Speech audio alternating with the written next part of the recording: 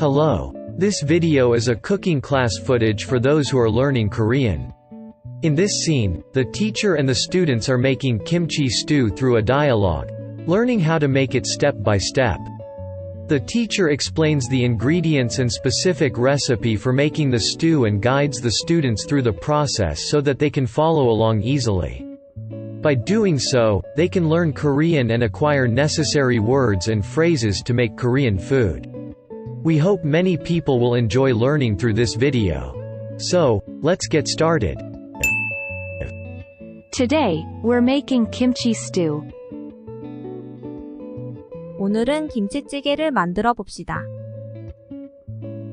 Kimchi stew. Sounds good. How do you make kimchi? 김치찌개. 좋아요. 김치는 어떻게 만드나요? Mix seasoning with cabbage and let it ferment. 양념에 배추를 섞고 발효시키면 됩니다. Oh, I see what's in the seasoning.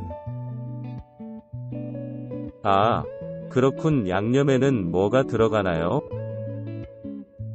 Red pepper flakes, anchovy sauce, garlic, ginger, and shrimp paste. 고춧가루, 멸치액젓, 마늘, 생강, 그리고 새우젓 등이 들어갑니다. Great. Now, let's start making the stew first. Heat the pot and add some oil. 좋아요. 이제 찌개 만들 준비를 해볼게요. 먼저, 냄비에 기름을 두르세요.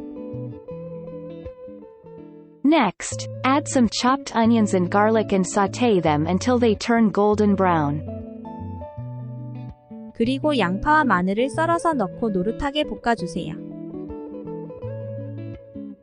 Got it. 알겠습니다. Once they're ready, add the kimchi and stir-fry for a minute.